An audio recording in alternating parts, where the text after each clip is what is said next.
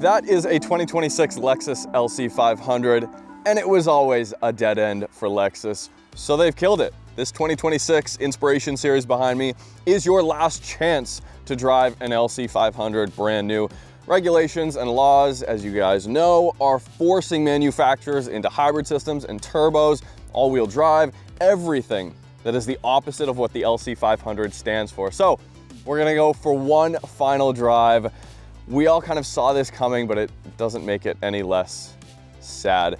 And because I'm such a nice guy, at the end of this video, I'm going to give you guys a few used options in the market that have a similar feel to the LC500, but do not cost the $100,000 asking price that the Inspiration calls for.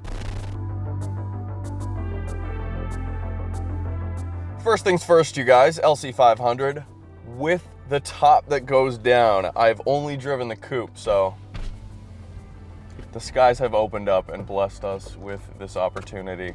I used to hate convertibles until I drove an MX-5 for the first time.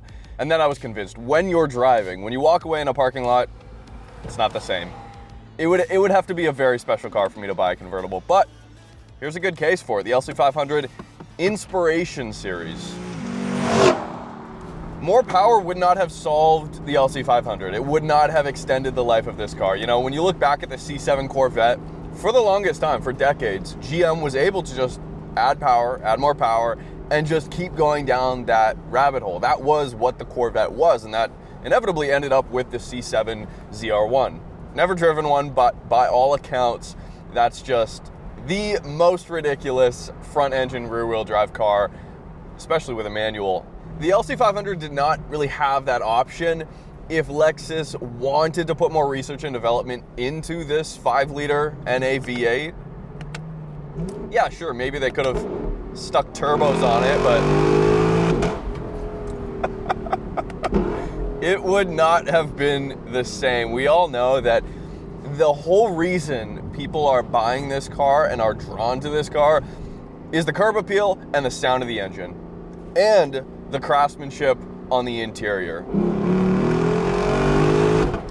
All of these things which your basic crossovers and even a lot of luxury coupes are missing. A lot of them are just screens everywhere on the interior. We still have a big old tack in the center, paddle shifters, and it's just enough of everything that you need that makes the driving experience just enjoyable. It's not about lap times. It never has been. Sorry, I'm having trouble understanding you. No kidding, you're having trouble understanding me. You're making all the noise. Oh my.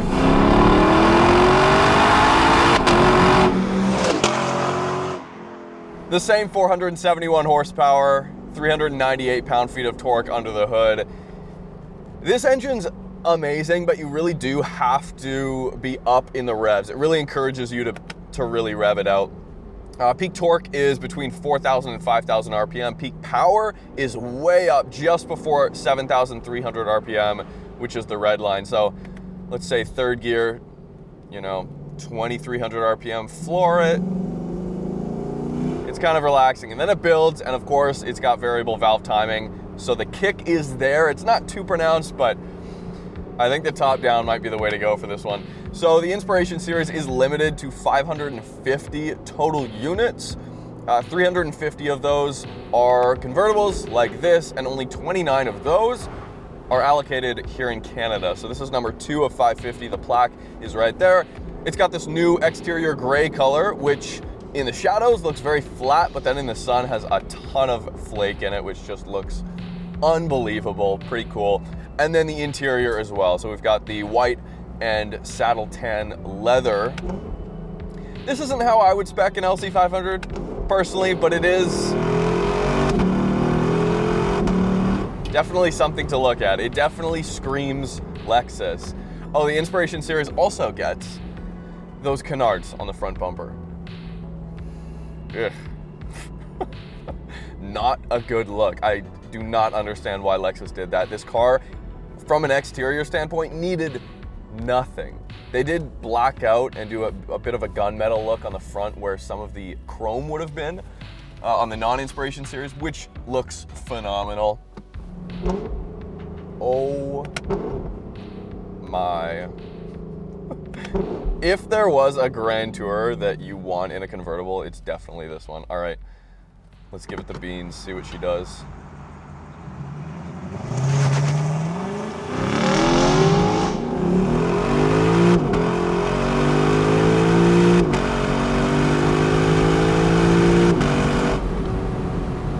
That is insane. Even though performance was never the goal here, I mean, the car's plenty fast enough. People will complain. My water bottle fell out. And it's so easy to in a modern world, but people would complain and still do that this engine doesn't make enough power, that 470 horsepower in a car that weighs, especially in the convertible, 4,500 pounds, about 200 pounds heavier than the coupe, that it's not enough. It is.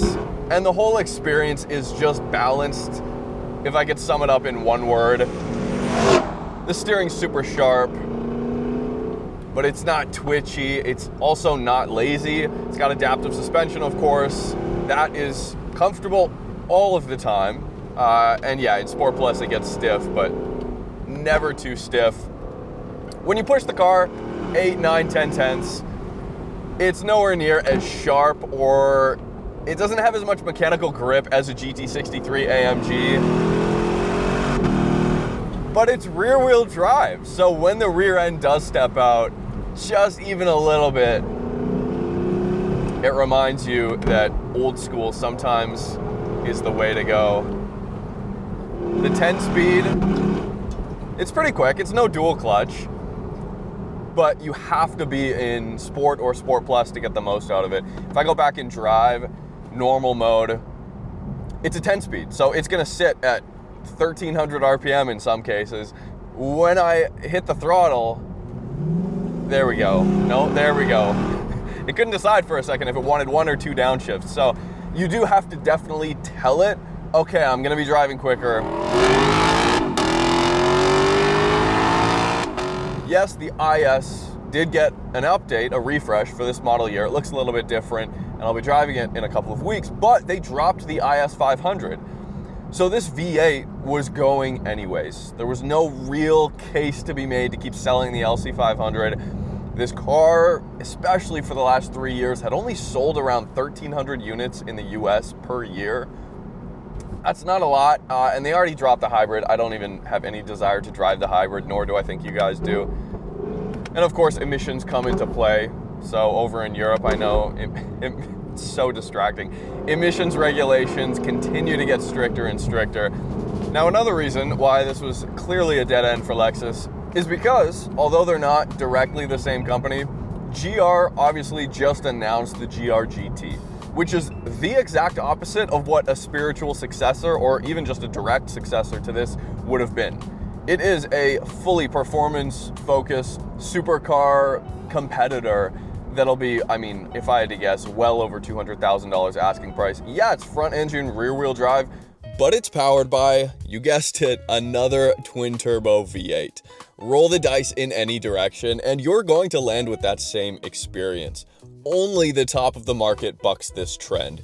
Even if Lexus developed a softer version of the GR GT with that same engine and cargo space to rival the GT63, the charm of this NA V8 would be gone, taking its competitive edge along with it. I promise you, conformity would have been an even more painful death for the LC 500.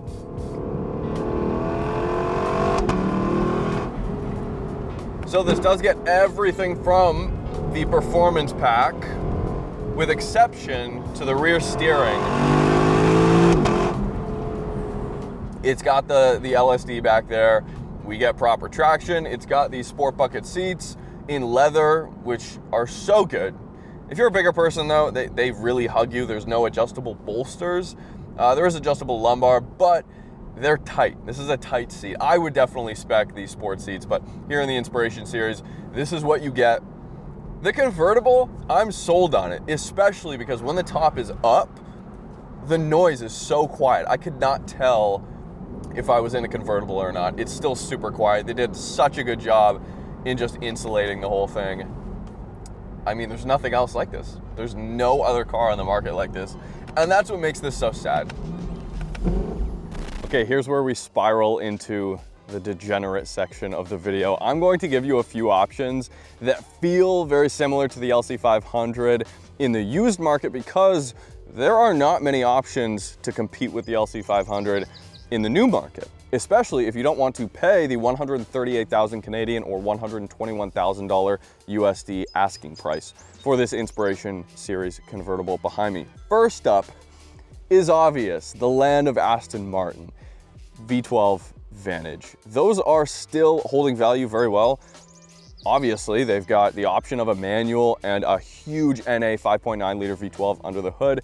That would be my pick, but they're still around $100,000 USD. You can get a DB9, however, still the same 5.9 liter V12 for half of that, between 40 and 50. But you're going to sacrifice a lot of the benefits that come with a modern transmission, like the 10-speed here or a dual clutch. The DB9 is a little bit lazy and slow. It's more of a cruiser. It's something to look at, right? Of course, the V8 Vantage is more of a driver's car. I would personally get a later 4.7 liter V8, even having never driven one. NA, available with a manual. Those three Astons are top of my list, okay?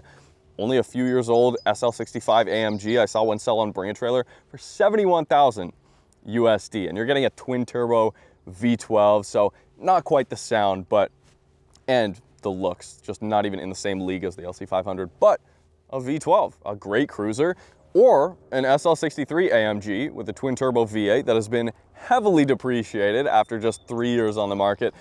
If you're after performance, it's gonna knock the LC500 out of the water. But if you really want the bargain options, here's where it gets a little bit weird, okay? V10 M6, that's amazing. Yes, maintenance costs are a question and a concern, but this is one I can guarantee you guys you were not thinking about. Ferrari 612 Scaglietti.